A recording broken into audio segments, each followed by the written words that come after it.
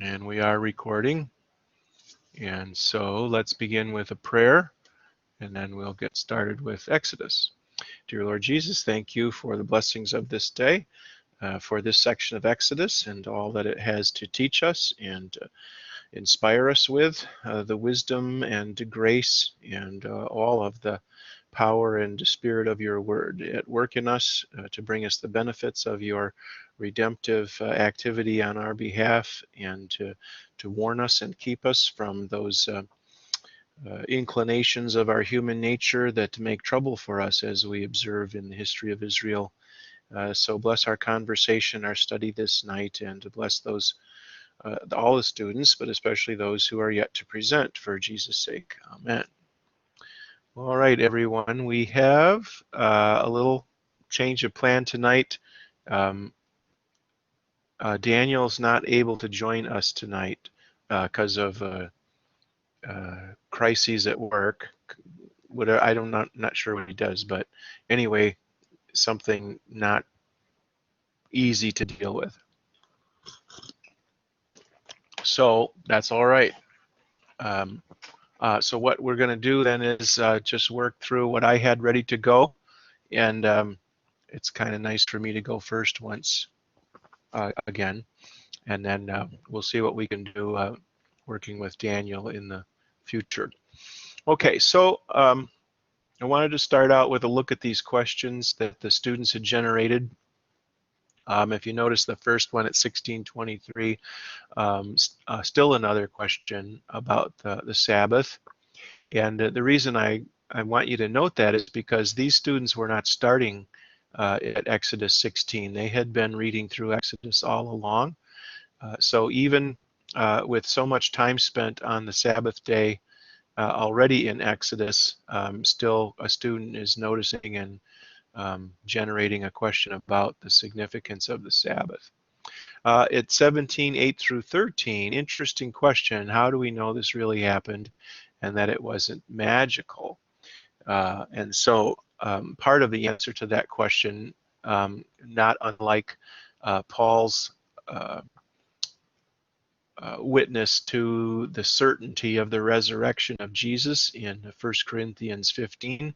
He works his way through numbers of people, numbers of occasions, time lapse, and activity to prove the resurrection of Jesus. And so also when it comes to the events of Exodus in general, and this in particular, the number of people involved, 2 million for sure, maybe 3 million, maybe way more than 3 million, all involved over a time span of, at first, a year, from Egypt to the first edge of the Promised Land, and then another 39 years in the wilderness, and the both water and bread and quail all consumed, and that which wasn't rotted. And so evidence that all of this is reality in time and space, and recorded faithfully. A question in what's going on here in the establishment of government, which is a whole fascinating tangent to take and to track through the Old Testament. Not just here, but then into the period of the judges, and then the rejection of God by the people by way of the judges in seeking a king, and then the decline of the monarchies, and the coming of Christ, and so forth. This interesting perspective from a student: how does Moses get to play God? As if that's actually what was going on in deciding disputes without God getting upset. So somehow this student missed that early section with the burning bush about how Moses wanted anything but this role or vocation, and God was absolutely not letting him out of it. And so, of course, God's getting upset in the other direction when Moses tries not to act on behalf of God. Why does God choose the Israelites? That's a question that goes way back, but often it's included in the narrative, where God will say or require the Israelites to remember that it was not because of their numbers, nor because of their uh, strength, nor because of their godliness or morality, but in spite of all of those things, God chose them, much like Paul says in 1 Corinthians 1 about how God chooses the weak things and the despised things, even the things that are not, in order to put to shame the things that are. And then last of all, if God's people are considered equal, why was Moses considered above all people? Um, Again, a second student approaching uh, the text from a completely mistaken vantage point. So Moses was beneath the people, if you will. In fact, complains about having to support them all as if they were his children and he had to carry them, or infants, and he being the nurse. And so it just tells you that people don't read very carefully or aren't familiar with the text, either the narrow context here or the broader context of the Bible. And so we have a lot of work to do in helping people become familiar with biblical literature. Okay, so you'll notice these black numbers along the line and the green ink. So I decided to I make notes when you're presenting with my green highlighter and add numbers when I know I want to return and ask a question. So I thought I'd just use that approach here. Um, so um, well, we have the providence of the manna in the works here. So manna is coming, and of course the rules about it. So you're only supposed to collect so much, and that's based on the number of people. You're not supposed to keep any overnight. On Friday, you're supposed to collect twice as much, and that will see you through until Sunday. And that, you know, that's the will of God, of course, and God's providing for that, because what is saved for 2 days does not it does not have any trouble rotting, so it keeps. Okay, so just going into the text here from Genesis 2b, so right at the very end of the creation account, right before you get into Genesis 3, where we see evidence of the problem with Adam, all the way till Revelation 20, which is the judgment of the devil at the end of all of the judgments. Here's a common problem. They did not listen. Listen not only in the sense of I heard what you said, but listen as I implemented and was very careful to protect obedience to what it was God said. Jesus in John 6 says that which is generated of flesh is flesh, and so we wouldn't expect to see anything different in biblical history or our time, except that one extraordinary event when God is the Father and a virgin is the mother, the incarnation of Christ. 1 Corinthians 2:14, of course, the natural man receives not the things of the Spirit, neither can he. So again, we're always going to expect human nature, corrupt human nature, to get it wrong, to disregard, to reverse what God has said, to challenge and complain and completely and in every way miss all of the points.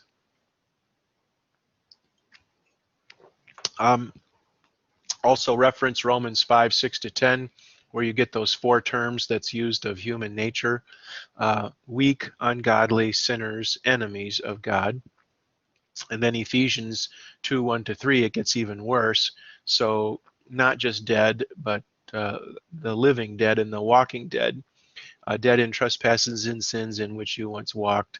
And it's worse because that's being directed according to the course of this world, which is it gets even worse, according to the prince of the power of the air, the devil, which is now at work in the sons of disobedience. So first question, and Brian, this is for, no, I had Brian last time. So Megan, this is for you.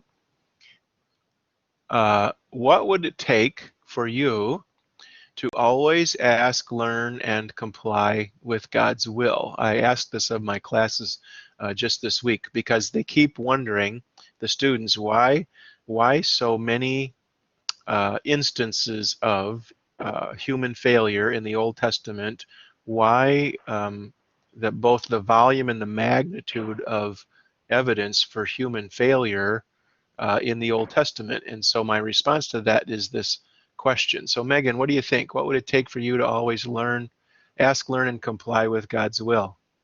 Well, I think to not have any sin would pretty much be the only way that would happen. Because if you have a sinful nature, then you're going to fail in all of those places at some point. Okay, so even though you've read and you're familiar with the nature of your human nature, just knowing those things is not enough to always comply with what God's will is? Yeah. So I think that like you can be more aware and try to listen, try to ask, try to comply, but like you're still going to fail in the end. Maybe not on every account, but like there's going to be places where you fall short. Yeah. Okay, so hence the necessity of the decomposition of our human nature, right? So Yeah. We'll never be free of this contrary, this corruption in the flesh that's contrary to God until we put off this tent or this body of sin, as Paul calls it. Yeah, so interesting, isn't it? Even though we might theorize, my goodness, at some point a human being has to say, that's enough, I don't need any more convincing. But we do, and so this is why we continue to read through the history of Israel in the Exodus. All right, moving on then to this little stretch of bold ink. So Moses re-instructs them, this is what the Lord has commanded. Tomorrow is a day of solemn rest, a holy Sabbath to the Lord. Bake what you will bake and boil what you will boil, and all that is left over lay to be kept until the morning. And so the reason I have these two arrows going this way and that way is because on the one hand, they gathered more than they should have and left it for the next day. And on the other hand, they went out the next day. I guess they didn't gather as much as they were supposed to and didn't find anything. So let's see. Corey, Grant, this question is for you. Which is worse, do you think, the refusal to rest or the refusal to work? Right, so here they refused to work because they left it overnight and shouldn't have, and here they refuse to rest because they go out on the Sabbath to get it. Is failed human nature consistent with its reversals and inversions? So maybe just start with that first question, which is worse, and then we'll go from there. That's a great question. I'd say off the top of my head, I would say it's probably worse that they did not rest. Because it's in God's very nature to rest, as we've seen in creation. So God's saying, if it's good enough for me, it's good enough for my creation. So I think not wanting to rest or refusing to rest, that would be my initial answer, is not resting. That's a bigger crime. Okay. Molina? Isn't the key issue the refusal by itself, whether it's to rest or to work? Isn't the key issue that we should consider be just the whole fact that you refuse? Human nature to refuse to either to rest, to work, or to do whatever God has asked them to do. I think for me, it makes sense. Like the refusal is the key issue that we should just focus on and kind of discuss about. Yeah. Molina, I think you're right on.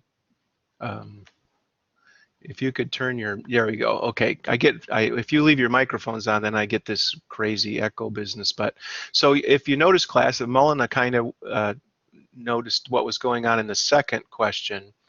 Is failed human nature consistent in its reversals and inversions? In other words, human nature is always contrary no matter which direction we're going. So whether it's the time to work or whether it's time to rest, the root is the contrary unbelievingness of this nature or the refusal. Yeah, Molina, go ahead. No, okay, good, then we're on our way. Just checking in, also a related question. What is the opposite of faith? Joseph, Mai, are you there? Yeah, Joseph, what's the opposite of faith or belief or trust?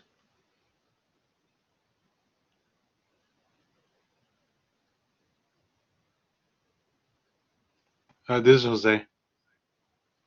Oh, well, go ahead, Jose. Well, I think that the opposite of faith would be unbelief or even doubt.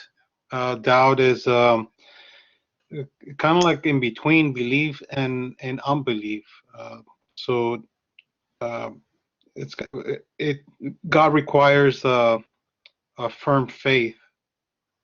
So I say that um, not trusting in God will be us not having faith, not trusting in Him, um, not obeying His commands. It will be like lack of faith, the opposite of faith. Okay. And yeah, not living according to His will would be definitely the opposite of faith. Okay. Well, so you have a number of suggestions for us. The one I want to start with, and I'm sorry to have done this to you, Jose, but it's a little bit of a trick question, but it's very productive. My colleague here, Dr. Middendorf, does the same thing with his classes. If you read Romans 4, Paul says the opposite of faith is works. And you're right, unbelief and doubt and all of those contrary kinds of things are the opposite of faith, and all because they're works. So faith, the most central feature of faith is the absence of our effort, so that we are entirely dependent upon and honest about that dependence on God's providence. And so the contrary is to be all busy ourselves and thinking that our effort or busyness or energies are providing for us. So those are works, and that is of the essence of unbelief or mistrusting, right? I can't trust someone, so I'll have to do this. I'll have to work this out on my own. I'm also glad, Jose, that you mentioned doubt, because again, it gives us a moment to talk about anthropology.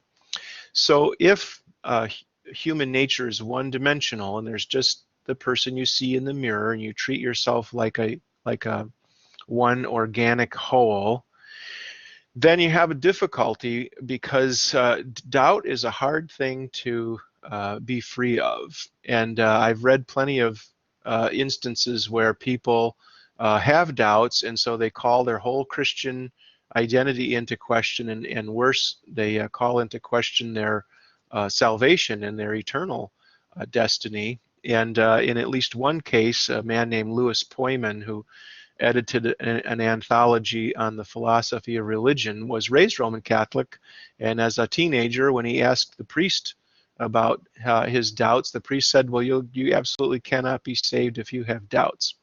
But if we go back up on the slide here and look at 1 Corinthians 2:14, for example, the natural man receives not the things of the Spirit, neither can he. So human nature, the corruption of human nature, never ever believes, and so only ever doubts.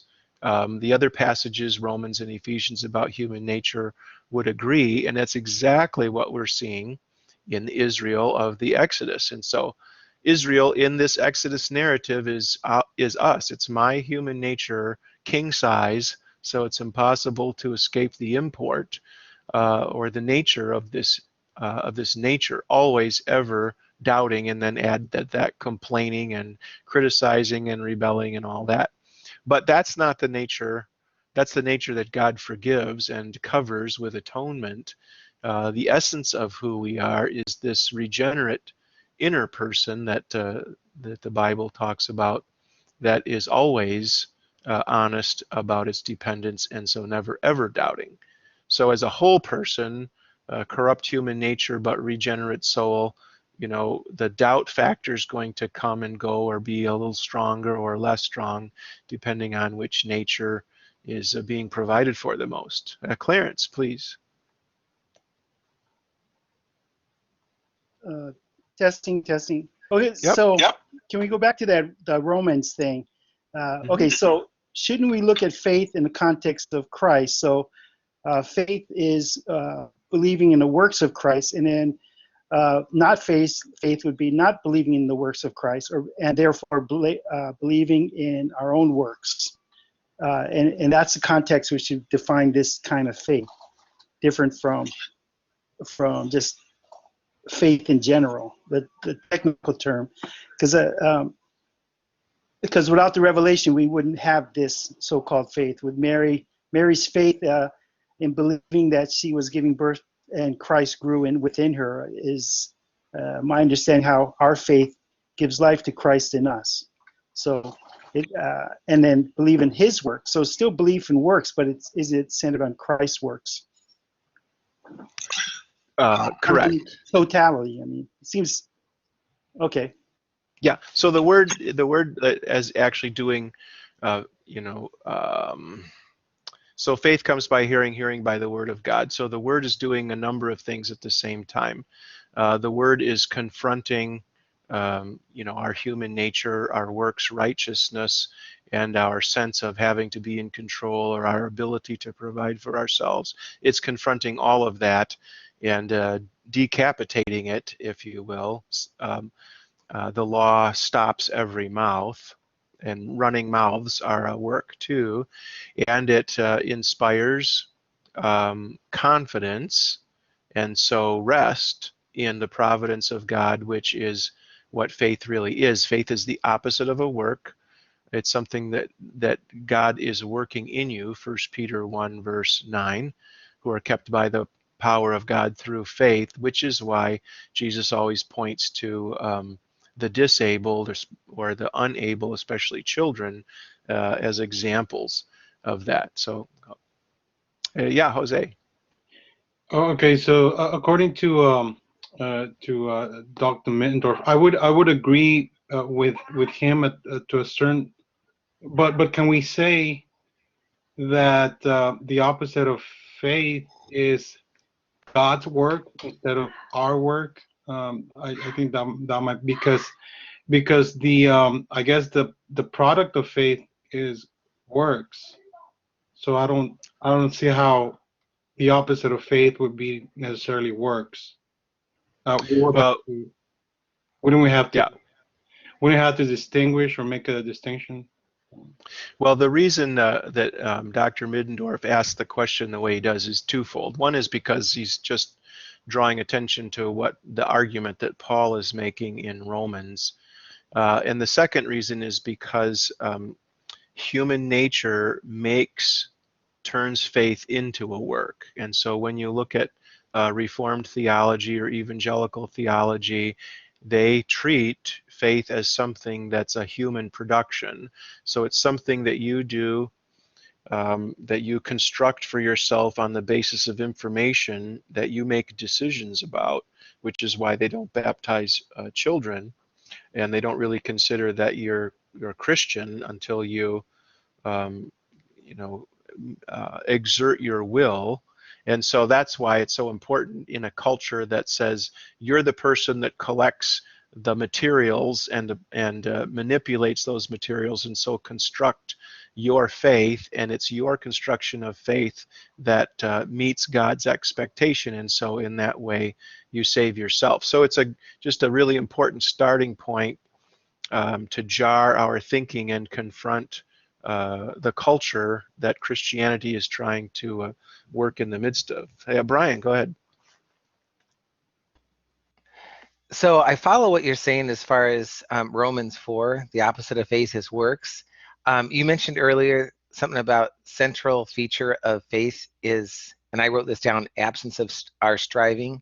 Did I write that down correctly? Yeah.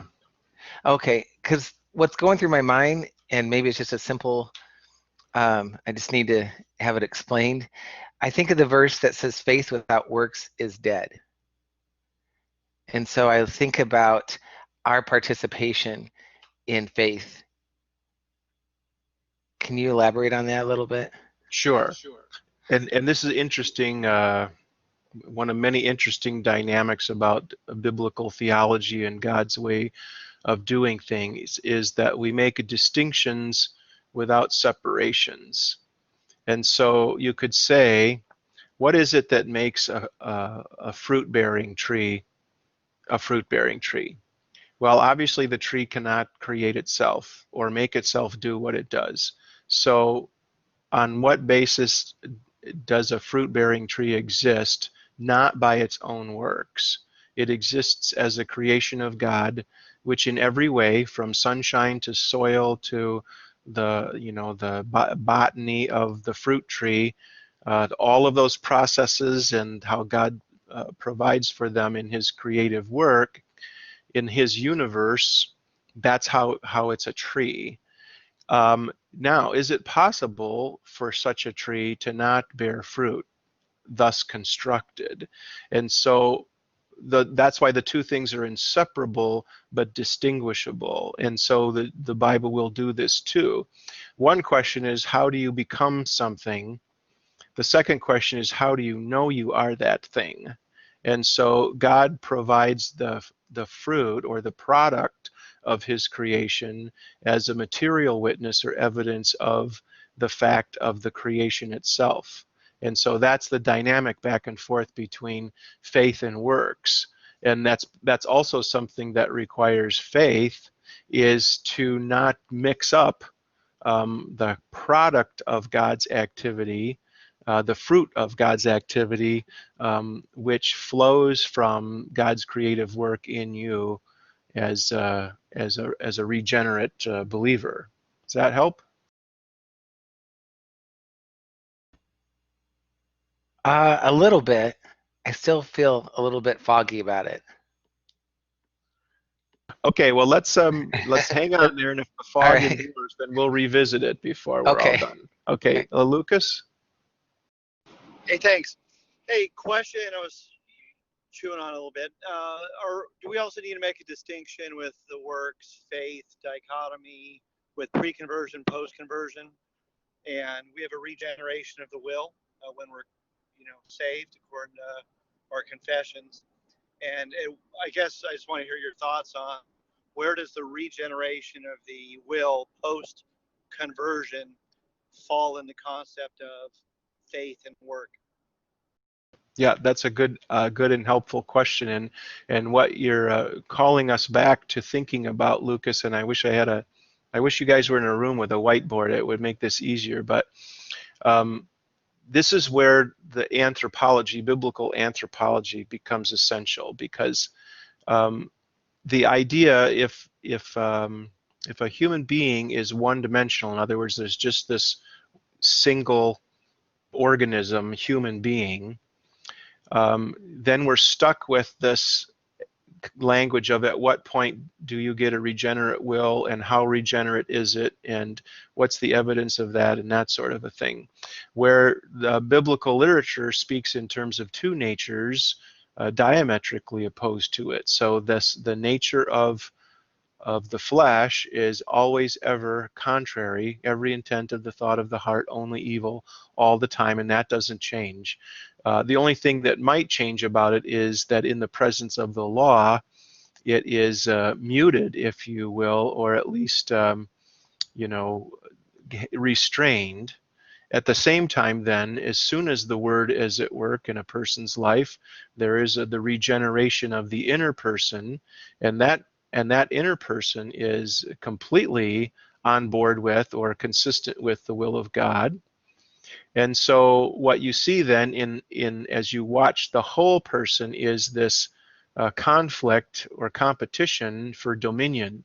So the world and the devil working through the flesh, trying to overcome or reconquer the person as a whole, and the Word of God in spirit in a regenerate soul, inspiring and strengthening and empowering a nature now, having been recreated in the image of Christ, given the mind of Christ, new heart, all the kind of language that the Bible uses, that's entirely consistent with God's will, and the composition of the two then is what we see when we watch ourselves, when we watch each other.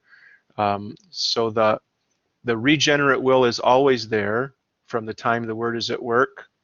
But how obvious that is or not is a function of how how much Word and Spirit um, strengthens that nature. And Peter, just tracking Peter through Acts is an interesting way to look at that, because even from his calling in the Gospels all the way to Acts chapter 15, you really notice in Peter the struggle between his own will and nature according to the flesh, and the regenerate Peter of Christ's creation, who gradually and at times very powerfully demonstrates this new will and nature by the fruits of it. So, for example, in his preaching in Acts 2, or his defense of the gospel in 3 and 4, and then in the two Jerusalem councils in 11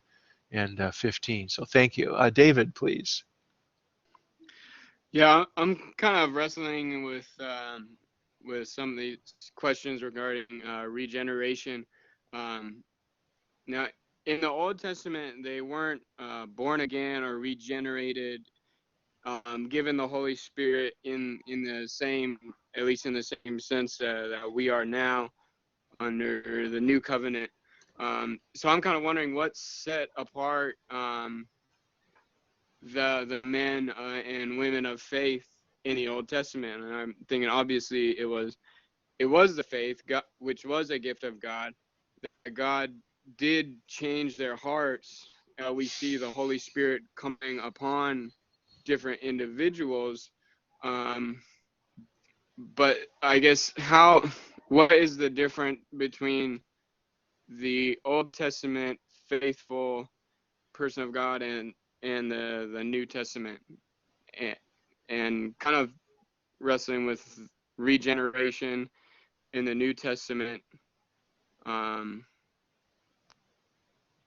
as compared to Old Testament? Yeah, well, I'm gonna, boy, I sure opened an important Pandora's box here. But David, what if I say it's the same, and I give you some evidence of that? One of the things that we're supposed to understand from the comparison of Ishmael with Isaac is precisely what you're asking about, is that Ishmael, a son of Abraham and Sarah's slave Hagar, is just as human and so subject to corrupt human nature as anyone else. So there's no way forward there. It's Isaac who is a product of promise, or the word of God, promise and activity of God, that is the heir. And so it was this recognition of a inner person in Abraham, Isaac, Jacob, so forth, that doesn't mean that the corruption of their human nature isn't still there. It is, and we see it profoundly with Abraham, as faithful as he was.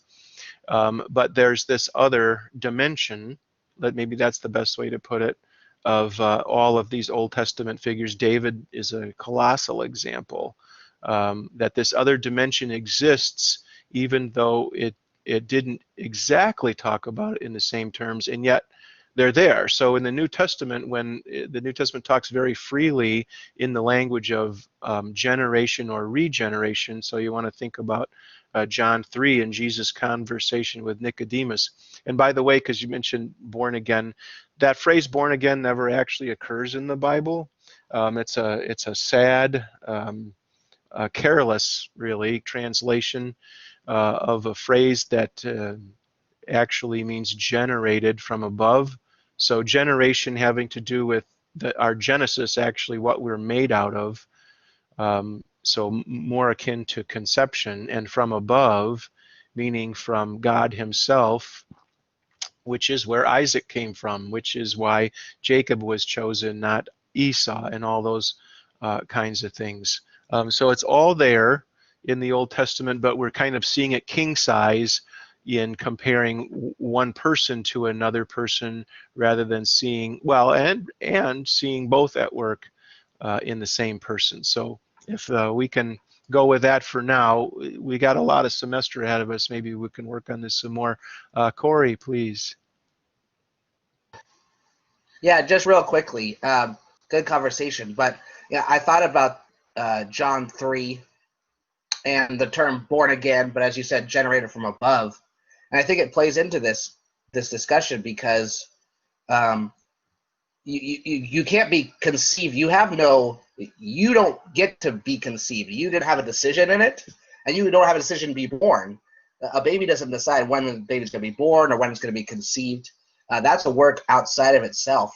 And so if we're equating faith with someone's work, it all has to be God. Hebrews 12 talks about Jesus being the author, the creator, the originator of our faith, and then plus the perfecter, the finisher, the one who completes our faith. So from start to finish, it's Jesus who gives us faith, sanctifies us in faith, regenerates us in faith, and then completes our faith. And I think we have to be careful the moment we talk about our works, then we do kind of piecemeal our work plus God's work, but really it's all God's work, all of it. Right, which is evident in another Johannine passage. So the day after the feeding of the 5,000, when the people sought Jesus out, so it starts around John 6 chapter or verse 26 or so, but the people say in response to Jesus at what point, what must we do or work to work the works of God? And Jesus says, this is the work of God, that you believe in him whom he sent. And so everything good and wonderful and positive is God's work. And James chapter 1 describes that too. Every good and perfect gift is from above, from the Father of lights, and so forth. Okay, good. Travis? And then we're going to move on. Yeah, I didn't want to drag this. I was about to lower my hand, but anyway, I was just curious because I hear that verse, faith without works, too, but we're never told in James what exactly he's talking about through works. I mean, it doesn't, so I kind of think that, that work could be just about anything. It could be, it's right. Abraham was counted righteous because he believed in God. It doesn't say because he believed in God and then moved out of the land, or, it really doesn't go on about that. So I just wondered, if that has any kind of importance at all. Yeah, and since we're now, we can go ahead and contrast a little bit Galatians 2 and Paul's very vigorous defense of justification by grace through faith with James also chapter 2, seeming to turn that upside down. So faith without works is dead. And sort of Luther recognizing and understanding out of that, faith alone saves, but faith is never alone. So an easy way to remember that. But here's what's going on between Paul and James, and it has to do with something called semantic domain and the word justify. And so if you're thinking, or if you're using the word justify, on the one hand, you can think about how a person is justified. When you're talking about justified, it can also mean how you demonstrate or prove, what's the evidence of someone being justified. Not two meanings, but two aspects to the meaning, right? So Paul, with the Galatians, is arguing against those people who are works righteous. So the Judaizers who say you have to keep the law in order to be saved. And then so Paul, 3 times in one verse, I think it's 24, uses the phrase with apart from the law, without works, and faith alone. And so how are we justified? What makes it happen? Always and only this activity of God, where he forgives and where he regenerates and inspires with his Spirit. James is having the opposite conversation with people who are claiming that they are justified, presumably by faith. They're using the word faith, but there's no evidence of it. And so, because God's activity in God's activity anywhere is always accompanied with evidence, especially material evidence, so the evidence of God's activity in a person is always at work. And of course, you have to be careful about that you not become Pharisaic again or superficial in what you are claiming is evidence for faith. But really, the first evidence of faith, and this is where we see the dynamic between the two natures again, the very first and greatest work of faith is repentance. And you see that in the humility, the confession, the honesty, the unpretentiousness of a person who is so because God has given them something much more valuable than the pretense of human righteousness, and that is the absolute righteousness of Christ vicariously. Wow, what a conversation. I'll have to explain to Daniel what kind of opportunity he gave us to have this conversation, because his employment kind of got in the way. Okay, moving on then. So this idea of the Sabbath again, take the day off, enjoy what is already yours. How hard can this be? And as a way of approaching an answer to that question, how hard can it be to just comply with the Sabbath law and enjoy the day off? I ask this question: why do people drown? Luis, would you like to try an answer for that? Yeah. Why do people drown? Sure.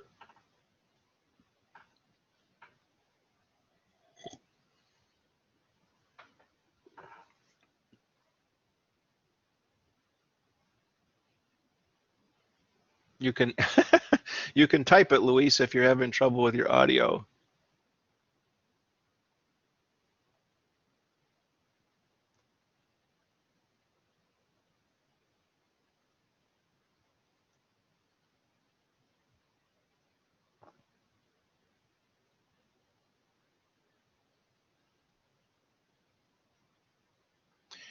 I'll tell you what, unless you almost got it, Luis, let me come back to you and let's try, where are we? Andrew Perry, why do people drown? All right. Just ask me, why do people drown in the water? Is that what we're actually after, or are you talking about a spiritual sense? No, I'm just straight up. When somebody drowns, why did they drown? Because they have the water in their lungs instead of oxygen. I don't know if that's really ever. You're going to make me be the philosopher, Andrew. Why did they get water in their lungs? They're breathing in the water for whatever reason. No, that's what I'm going to ask you to explain. Why? Why are they breathing in the water? Sure. For many reasons, but bottom line is they don't know how to swim, I guess. Okay, so the water's too powerful. You're not off the hook yet, Andrew. Even a person that doesn't know how to swim can be in the water and not drown. What's the difference? Oh, oxygen is the key. I'm not sure where you're going with this. Well, that's all right. It was worth a try. You don't know how to swim. You haven't learned to swim. They start moving too much. I said that. Okay. All microphones off except mine. You don't have to swim to not drown. And this is what I'm getting at. People that drown do so in spite of vigorous activity. If you've ever watched a person drown or know how it works, they are as vigorously active as any person could possibly be. Now, it's true that they're drowning in spite of that activity because they don't know how to control that activity to be this thing we call swimming or even treading water. But even if a person didn't know how to swim or tread water, they could be saved, or they wouldn't need to drown if they only kept air in their lungs. So in other words, if you could convince a drowning person, which is nearly impossible to do, maybe it is impossible, take a deep breath, then they would float. And so this has been one of the most useful examples I've had for classes to talk about faith being the opposite of works, and something that God provides for. In other words, it's not an accident that we breathe, that when God had breathed into Adam, his spirit inhabited Adam, and Adam became a living being. And so we have evidence of that every moment, many times in a minute. Our dependence on the breath of God in our own person in order to live. And so same thing in the water. Why do people perish under the law? Because they refuse to rest in, and that's why this is a kind of a Sabbath law. They refuse to rest in the dynamics, the means that God has provided for them without any activity on our part. Because, as you know, our respiration is an impulse that God provides, not one that we provide for ourselves. And what was the other thing I was going to say about? Well, the physics itself, right? That make us buoyant because we have air in our lungs. That's a really good model of the contrast between a life of faith. Yes, good. A life of faith and a life of works. Okay, let's go to the next. We got one whole page done so far. Good job, team. Yeah, actually, I wasn't. Was I concerned? Maybe I was. Okay. Here we go with this business of keeping some of the manna for future generations as evidence, as a witness.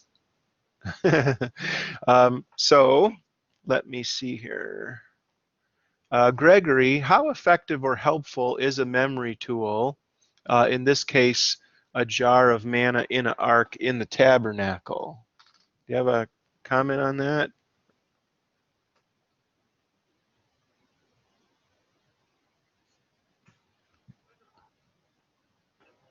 Gregory? Rand? Can you hear me? Yep, gotcha. Okay, can you repeat that one more time? Jar of manna, that's all I heard.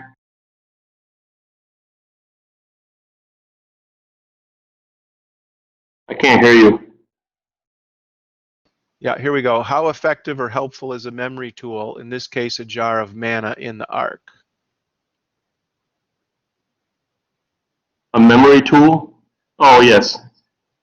Well, sentimental, but it's like a museum, right? You keep a piece so you can look at it. Yeah, I think so. Anybody out there have crosses or crucifixes on the walls of your house, or religious art? And you can maybe suggest how effective or helpful is that? Timothy, go ahead.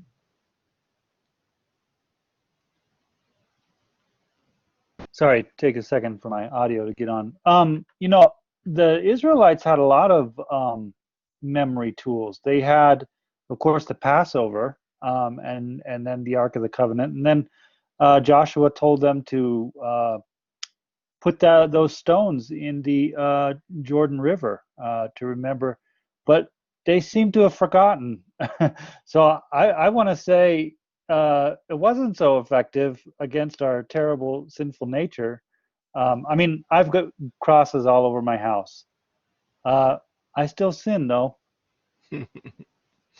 Okay, so would we like to propose, if we can work on a thesis here, that memory tools are as effective or helpful as we have a spirit or the spirit at work in us that pays attention to them? Let's just pick that up, or think about that as a thesis. Brian, go ahead. Professor? Oh, this is Clarence. They're still in a state of what I would say oral culture. Because they really have become a writing culture. So memory tools are really effective when you want to bring up a story. You just point to something, or you bring something out. For Hawaiians, we'll point to a mountaintop and we can tell a story from there. And as the children are looking at it, it helps them as a memory tool to have that object in front of them. And that's coming from an oral tradition. I'm just wondering if it's the same for these guys at this point. Yes, and you made an important point, Brian. Hey, don't get discouraged. We'll be right there.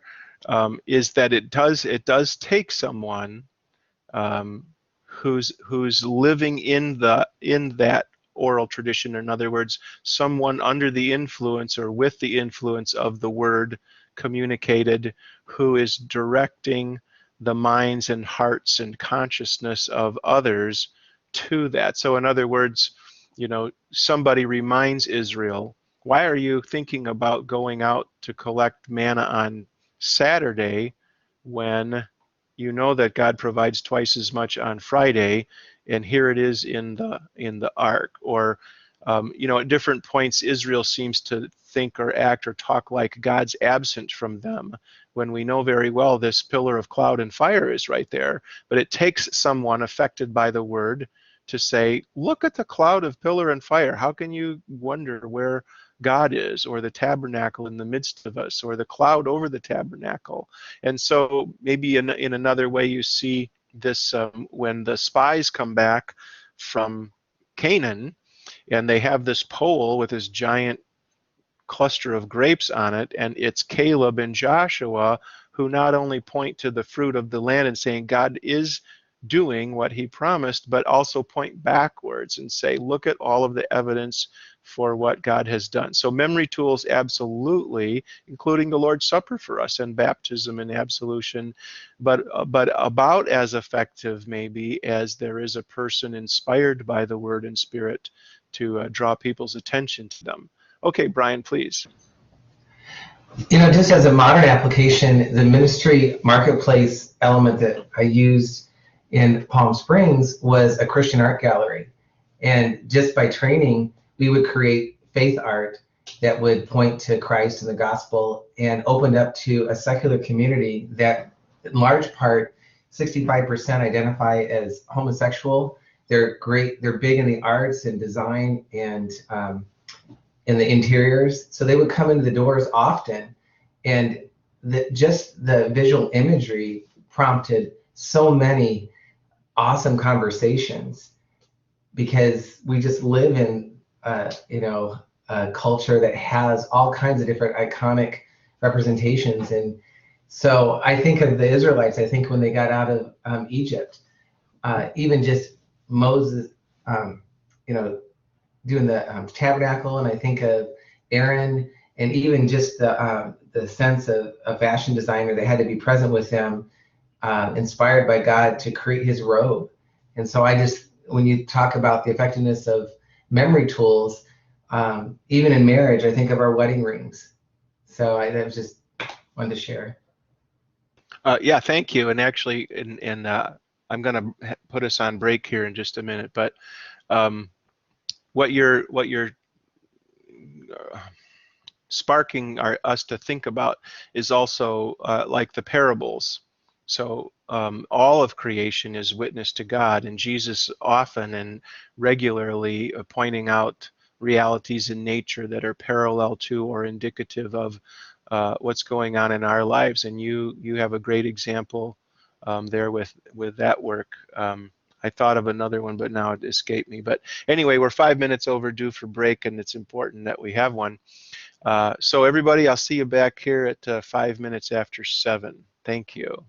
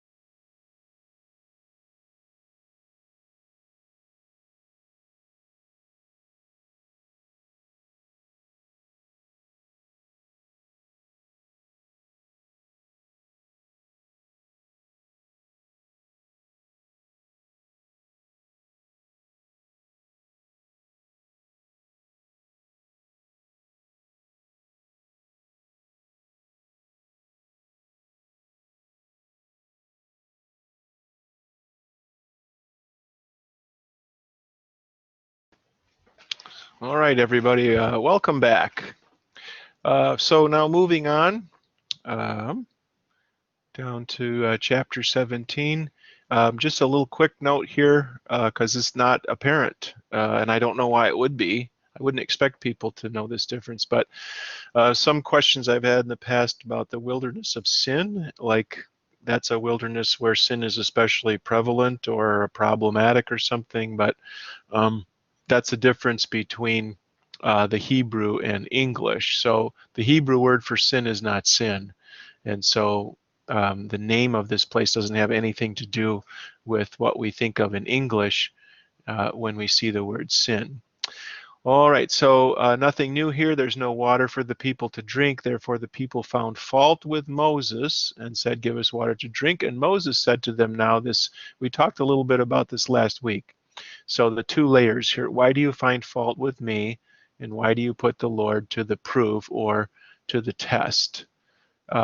So not having to do with why the two questions, but what's the answer to the two questions. David Sargenti, could you try that one? I would say that it's really just their unbelief that they've failed to learn from all their experiences that the Lord will provide for them, and they failed to remember how God continually has provided for them. But here, I guess it's here they are murmuring again and complaining, why did you bring us out of Egypt? So it's their I would say their unbelief. Yeah. Okay. Now let me just ask you one follow-up question, and I'd almost guarantee that all of your classmates are going to have the same answer. David, have you ever worried about something or wondered and then had God provide for you, and you noticed that and you knew it and you were grateful, and then worried about it again at another time? Oh yeah, definitely have. Okay, so human nature is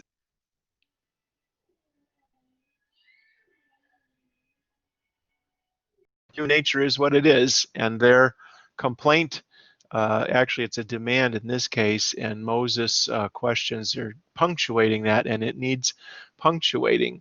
Right below that it says, but the people thirsted there for water.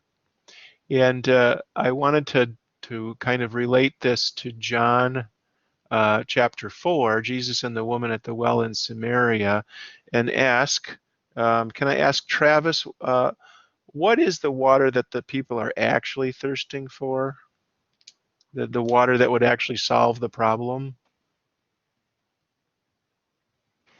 They just wanted, I think they want something to drink. They'd been wandering around and they're complaining that they didn't have anything to drink. Okay, but I'm going a little deeper, as in there was a man, fully man, not just man, Jesus, who was in the wilderness for 40 days, and it says without anything to drink either. So what made that possible for him and not for these Israelites?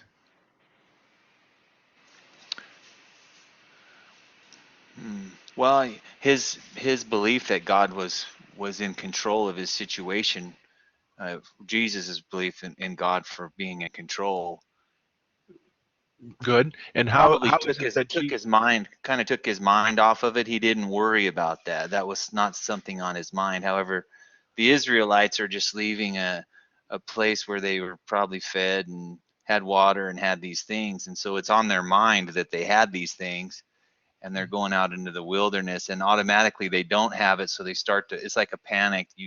When you lose something, even though you really don't need it, it just worries you, so you go into kind of like a little panic attack over it. So even though they may not have needed it, it was the fact that it wasn't there, and there was no reliance on God to carry them through safely, possibly. Yeah, no, that's insightful. So two things to follow up on what you said.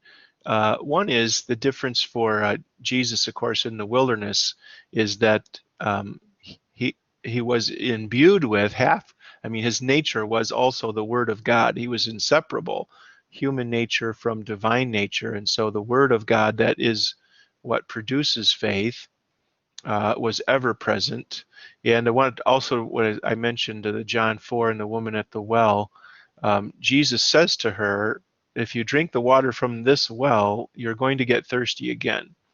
But the water that I give, if a person drinks, will never thirst. And in fact, it will become in that person a spring welling up to everlasting life. So my interest at this point at 17:3 was just to make this comparison or contrast between the kind of water that the people are thirsty for here and a different what that water actually is meant to point to or indicative of is this living water, which is the Word of God, inspired and regenerative and powerful and creative and all those kinds of things. Yeah, Clarence. Yeah, but shouldn't we make a distinction here between just wanting to drink water? You know, like you're in a desert, you should be rationing, and just trying to quench their thirst, which probably won't happen in the desert when you're walking around. So they're actually begging for overwant or overneed, not just to survive. Well, you're onto something. Is you're paying attention to what's been the constant nature of these Israelites from the very beginning, and so it's not just that God has given them every reason to relax about providing water for them, because He's done more difficult things than bringing water, right? And that's reflective of what Paul says, he who did not spare his own son, but gave him up for us all, how will he not also with him freely give us all things? So the argument from the greater to the lesser, if God can bring us out of Egypt, out of the house of bondage, through the Red Sea, and he's already given us water on a number of occasions in extraordinary ways, I guess we could just cross that off our list and quit worrying about water, or even quit always surrendering, right, to the appetites or the, what? Just the desires of the flesh. And I mean, I know we need to drink water to live, and thirsty is important, but there's something so much more important than that. In other words, you could die from dehydration and not die and live forever. And you could live your whole life with all the water in the world and die and stay dead. So that was my interest in just contrasting the inner person and the water of the Word with the outer person and its insatiability, if you will. All right, on to, of course, this accusation here. Why did you bring us out of Egypt to kill us and our children and our cattle with this thirst? So now they also, human nature loves to exaggerate and of course up the ante. So it's not bad enough that you're killing us, but we're going to accuse you of killing our children and cattle. And you might, and with thirst, as if thirst is killing us. And you guys can chat with each other, but I'm guessing more than one of us have had children that said when they were hungry that they were dying. And it occurred to me a couple of times that maybe I should have put them on a 2 or 3 day fast, just so for the rest of their lives they could tell the difference between dying of thirst and just being hungry or being a slave to your appetite. Clarence, go ahead. Yeah, one more insight here. And they murmured against Moses about this. And it isn't it because Moses spent 40 years in the desert? He should know where all these water holes are to make sure they're having water, or is he messing up here as being Yeah. a desert man? Yeah, that's a good question. And actually, I was thinking, it'd be speculation, but there's no reason to think that Moses spent a lot of time in the geography where he is now. He went from Egypt to Midian and settled down there, and he pastured Jethro's flocks, but you wouldn't have taken those flocks in great distance from where Jethro was. And when I was in grad school and studied in Israel, we ventured down into the, so I've been down there twice, in the Negev, which is Hebrew, the desert. And you would really have to know what you're doing, and to do it more than once, to know where things were.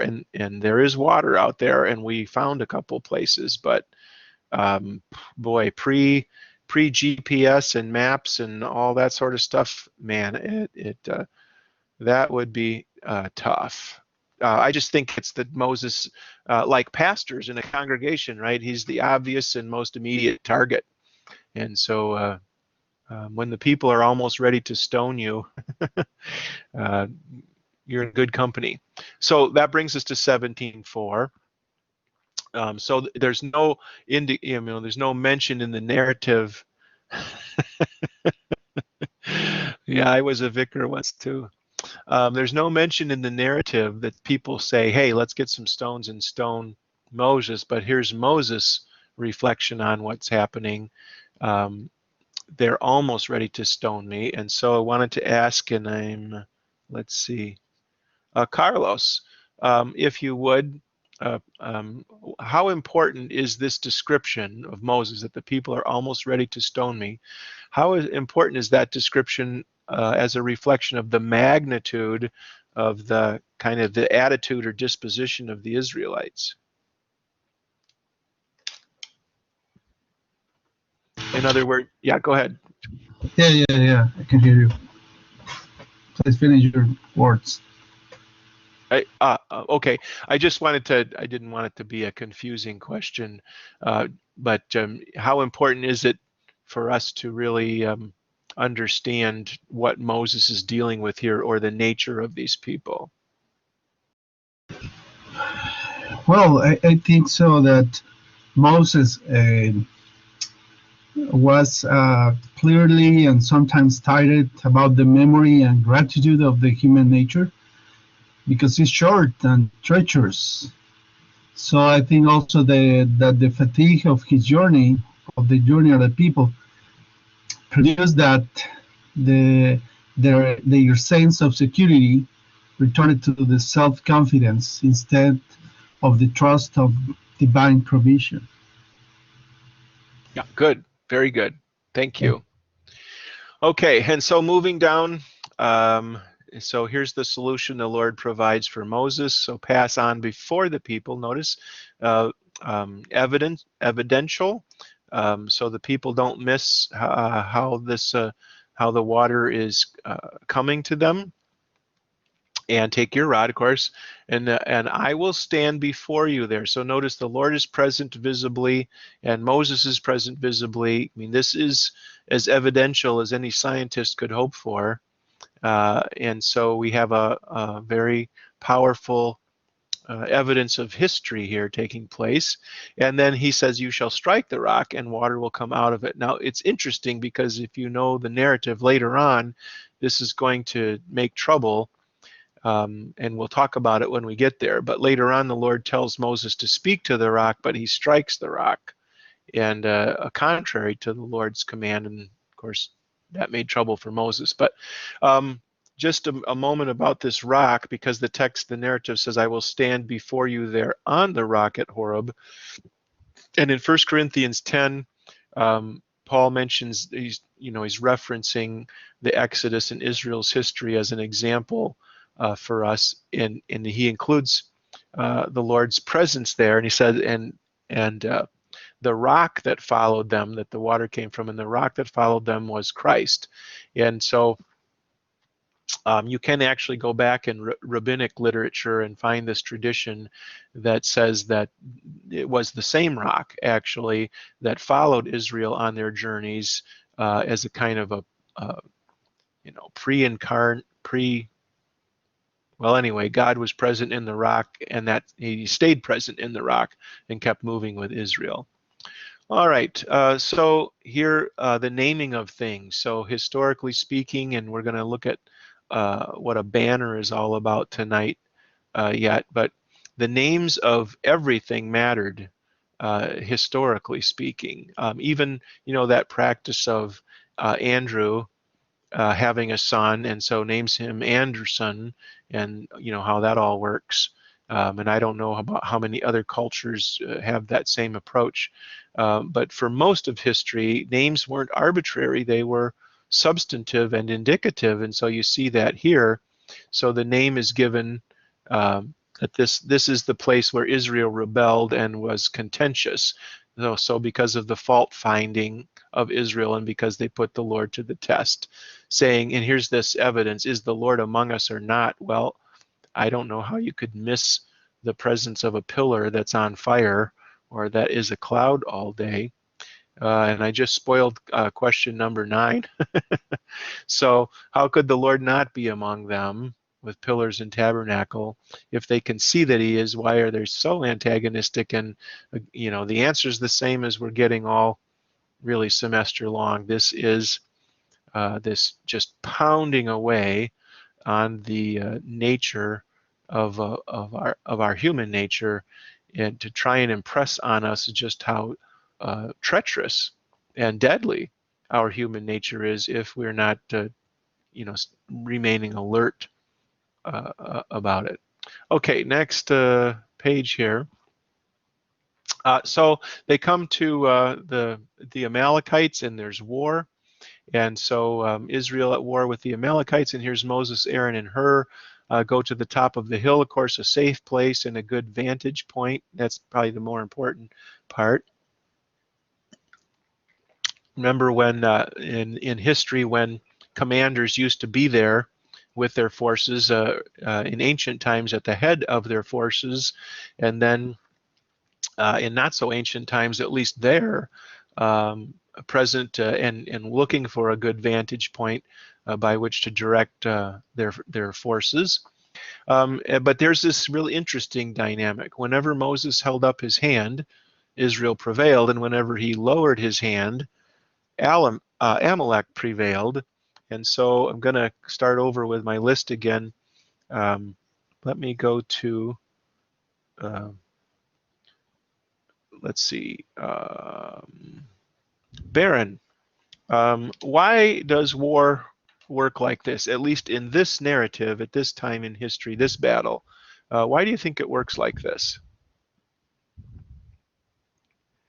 I don't know. The first thing that comes to mind is just thinking like, how is it like, you know, people look to the leader, and if the leader seems to be strong, and then they are strong, but if Moses puts his hand down, and then they feel discouraged. I mean, it's almost like I just think about the old TV, the Indians. It's like as soon as you kill the chief, then the fighting stops. I don't know. That's the only thing I could come up with at the moment. Okay, no, that's good. I was also thinking about always the danger of human nature taking credit for what happened. So you'll remember in the Judges with Gideon, and he had too many people with him, 10,000 and down to 3, and then that's still too many, down to 300, lest God knows if there's too many of them, then they'll take credit for this battle instead of knowing that I'm the one that gives the battle. So I'm supposing, at least besides what you said, which is a good insight, that there's also this necessity for God to demonstrate that he's the one that gives the victory to Israel, and it's dependent on Moses indicating this with his arms up or down. So good. The Lord said to Moses here in 17:14, write this as a memorial in a book. And so important to notice all through the Bible that Scripture is produced by God's command. It's also inspired. I'm teaching world religions this semester, and all through that semester, as we look at the religious texts from other world religions, I ask the students to pay attention to what the text says about itself. So, for example, lots of world religions were started by leaders, Buddha, for example, in Buddhism, who commanded their disciples to not write down what they said, and they didn't want what they said written down. Socrates was the same thing. And yet it was written down anyway, and then of course there's big controversies over whose writing is actually what the teacher taught, and and all that sort of business. But the Bible's a different text because God actually was the first one to write. He inscribed the commandments first on the first set of tablets, and then all through the scriptures, prophets in the Old Testament and apostles in the New, causes and commands his word to be inscripturated. So that's a tremendous benefit for us. So here's this reference. Moses built an altar and called the name of it, "The Lord is my banner." And so kind of an unfamiliar, maybe, or new term, although banners are coming back. I notice on university campuses in some cities, they're starting to have banners made for them that they hang from light posts and so forth, because they indicate something about the, yeah, about the nature of what's going on there. So 21 times in the Old Testament, the word banner used. It is an indication of identity and relationship.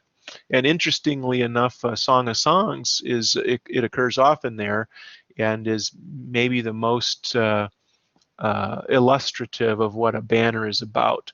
So the woman that is loved by Solomon, like the church that is loved by Christ, she says, "He set his banner over me." So this is a sense of atonement, of responsibility, of providence, caretaking, protection, all those sorts of things. And then to identify, not surprisingly to us, but significantly, that his banner is love. So this is the nature of the one whom the banner gives indication of or represents. All right, just a little note then as we move into from chapter 17 into 18. So Moses is reunited with his wife and sons brought by the father-in-law. Again, look at 18:2. So more information long after the fact. And so you don't really know. I suppose we'd assume that Moses' wife and sons were still with him in Egypt, but now we find out that he had sent them away because things were getting ugly on both sides. Israel was not happy with Moses, neither was Pharaoh, and of course, as the tension increases, you would naturally be concerned for your family. That's a very common theme in history and in stories, right, about the difficulty a hero or a leader experiences because someone is threatening his family. Okay, then here, the names of Moses' two sons. Again, the significance of names. So Eleazar, Eli, my God, Ezer, to help. So God is our help. And then Gershom from Garash, to sojourn in Hebrew. So every time, all day long, as Moses interacts with his sons, he's remembering that God is his help and that he is a sojourner, just like Abraham would have called Isaac his son, and regardless of the circumstances, would have to, hopefully, right, have to laugh, a grateful, joyful, almost astonished, right, awesome laughter over how God had so extraordinarily provided a life for him when he was just sure that he was dead and gone. Then down in 18, the narrative shifts to focus on Jethro, who not only blesses the Lord and recognizes and appreciates what God is doing, unlike the Israelites. So we have seen and will continue to see this contrast between the foreigners, who actually are much more in communion with God, than Israel, that is contrary. And then also even a sacrifice by Jethro, Moses' father-in-law, and no prohibition about that. So he's noticing or remembering a parallel in the New Testament when the disciples forbade someone because he was casting out demons, and Jesus said, "Don't forbid such a person, for whoever is not against us is with us." And Andrew, please. Yeah, it sounds like toward the end, the way it's describing Jethro is maybe he came to faith too, or maybe he already was in faith, but it sounds like he is least getting closer to the Lord at this time in his life. Yeah, and we might want to actually go way back to the time of Noah, and then come forward to Abraham and realize that without any particular biblical texts informing us, that people seem to have some sense that God was God and that they depended on him. And so, Noah offered offerings and sacrifices, and Abraham did before those sacrifices became specified and kind of had God's own commentary on them. So, yeah, and Jethro's a complicated guy, because remember, I asked us to think about what kind of man sends his daughters to the well with the sheep, knowing that they're going to be harassed, and yet here he gives a very good witness, and so whatever the timing was. I guess we'd presume, maybe if we can cautiously, that by way of Moses, Jethro becomes more and more informed about the true and living God as God reveals himself, and Jethro is positively affected. Yeah. Travis, please. Yeah, I just had a question. It may be kind of irrelevant to theology, but why does why does the Exodus keep reiterating Jethro, Moses' father-in-law? Because when we were studying Jonah, there was a literary technique. I can't remember what it's called, but there was emphasis placed, especially when Jonah flees from the presence of the Lord, and then just later it says flees from the presence of the Lord. So there was emphasis there because it was stated over and over again a couple times. Is there an emphasis? Is there a reason why he keeps? It's Jethro's father-in-law, and then sometimes it's just Moses' father-in-law, or Jethro his father-in-law. It just keeps saying that over and over again. Yeah, great question. Way to pay attention to details. Two responses. One is, this is a place where one of us would actually want to or need to go back and compile a list of all the occurrences, because there's also this interesting phenomenon. He goes by two different names, so we'd want to use both names and capture just how often he's referred to, and in what way, and in what context. And so this is the second part of my answer, does it have to do with making sure we don't lose our awareness of who this Jethro is? So is this the same Jethro, in other words, that's Moses' father-in-law, or is this a different Jethro? Or to punctuate the fact that this is the father-in-law part, is that this guy is a foreigner to Israel, and yet very much on board, in tune with, or in harmony with, even helpful with Israel's program. Which brings us to the next point here, is where Jethro, Moses' father-in-law, gives him some advice about how to handle the people when they have disputes. And so, on the one hand here, common sense advice from an elder. So lots of times, if we're honest with ourselves, those who precede us with experience and age, insight, who are studied and thoughtful people, can solve problems in a hurry if we just consult with them. And at the same time, then I wanted to just contrast these two shapes, the pyramid versus the V. These two worlds, God's world of this V sequence of V's with God at the very bottom, supporting and providing for everything, versus the pyramid scheme that we're used to in our culture, where the idea is to get everybody else to support you. And of course, just as was the case in Egypt, which is why Pharaoh and the Egyptians did not want to let Israel go. Now you notice a lot of a lot of empty white space here, and that's because there will come times in the narrative when it's pretty straightforward, and there's not, I mean, anyone could understand what's going on here as far as the system of handling disputes, by group and so forth. So let's go to the last slide.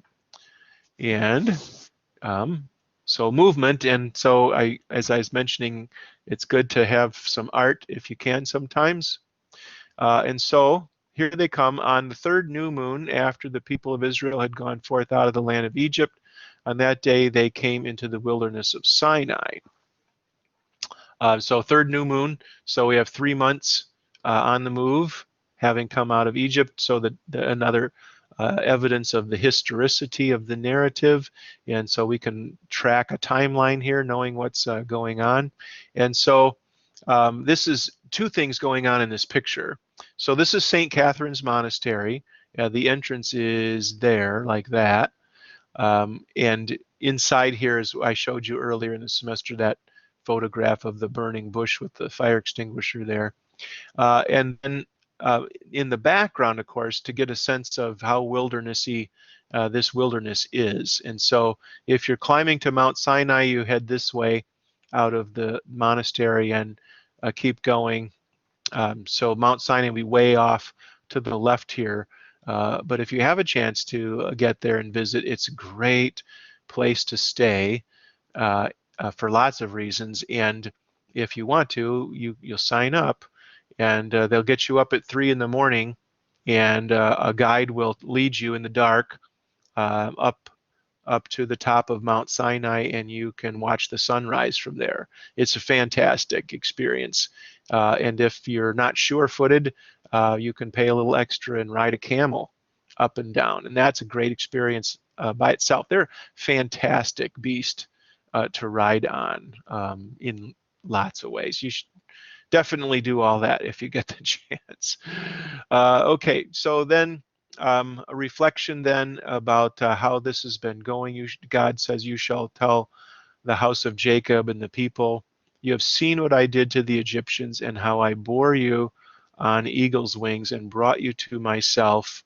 Now therefore, and so very consistent in the Bible is cause and effect. There are no imperatives, commands in the Bible that aren't surrounded by providence, so promises, how God provides or how we should know to obey the imperative. Following this reality, this truth in history, the therefore, but this is followed by a condition. So this is the expression of this bilateral covenant. I think we've talked about that before. But unilateral covenant is one way, and that's what God gave to Adam and again to Noah, Abraham, Isaac, Jacob, David, and so forth. So the beneath, right, the foundation of God's activity all through history is his unilateral covenant, which says he will redeem us, provide for us, restore us in all that our lives depend on. The purpose of a bilateral covenant, as we're seeing through this history of Israel, which is human nature, is to keep us from losing the benefit of that unilateral covenant by thinking it's not there or thinking that we don't need it. Andrew, please. Yeah, just before we go too far past Jethro, I've been looking for. I finally found it. It says, and the descendants of the Kenite, Moses' father-in-law, went up from the people. So they call him a Kenite. Can you explain that? Is this just another name or just another type of people, or is that just another name for the Midianites? Yeah, good question. So just like Jethro, Judges 1. Yeah, Jethro goes Judges by 2. Sorry. Judges 1 verse 16 is where it is. Okay.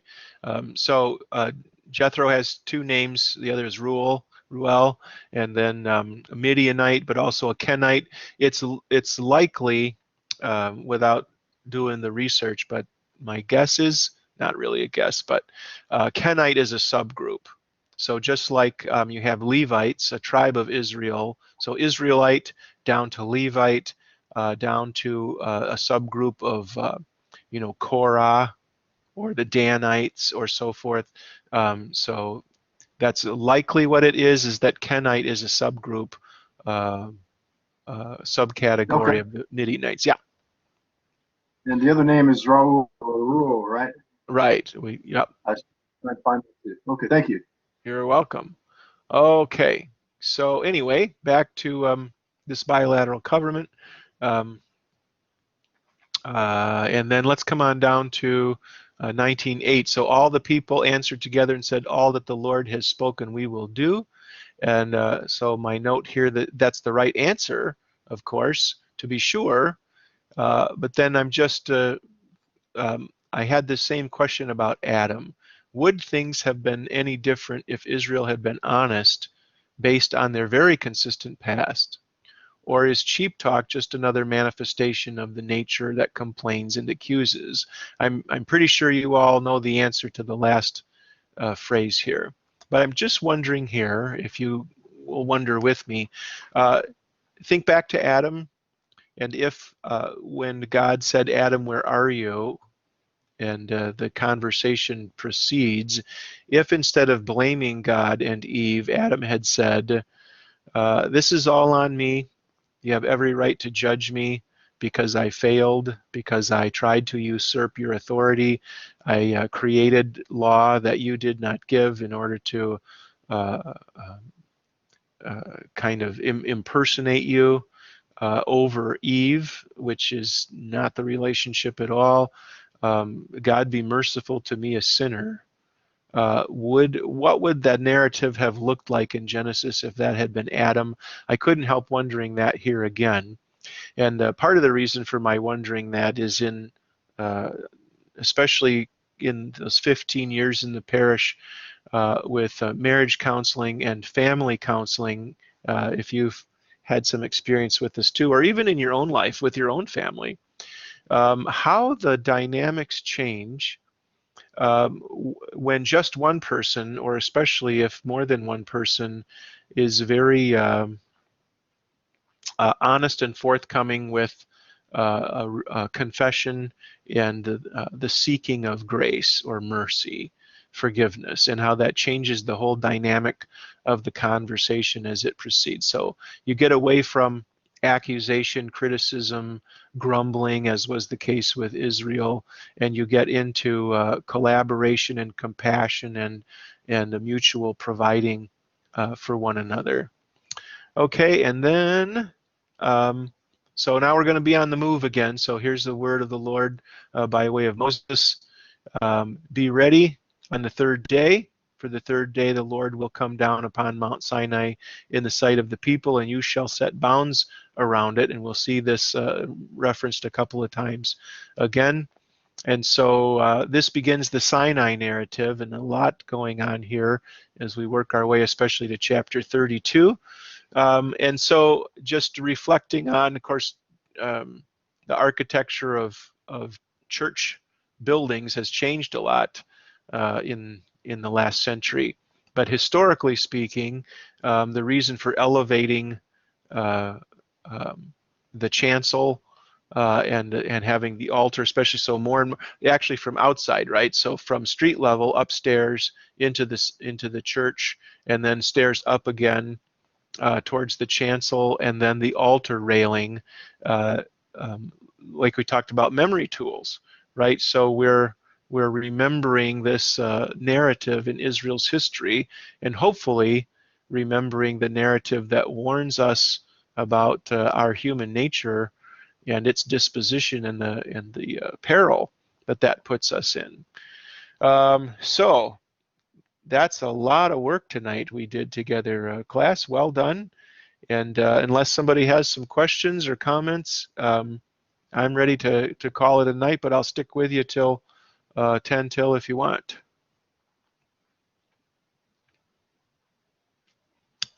Yeah, Timothy, please. Well, this is just a lame procedural question.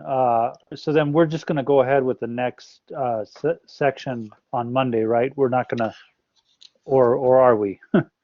Timothy, since you're scheduled for Monday, that is the most germane of questions. And actually, I'm grateful that you asked it, because I almost wouldn't have told you what my plan is here. Yes, we're moving on with the schedule, just like scheduled. So Timothy Norton is on for Monday of next week at the normal time, 6 to 8. What I'm going to do for Daniel Morin is to actually, I'll set him up so he can record his presentation on Blackboard Collaborate. And when we have that done, then I'll let you all know. And as you have opportunity, you can go to Blackboard and listen to, watch Daniel's presentation, and then we will not have lost the value of what he's done. So yes, thanks for asking. Anybody else? Then I'm going to say good night, class, and have a great weekend. I'll see you on Monday.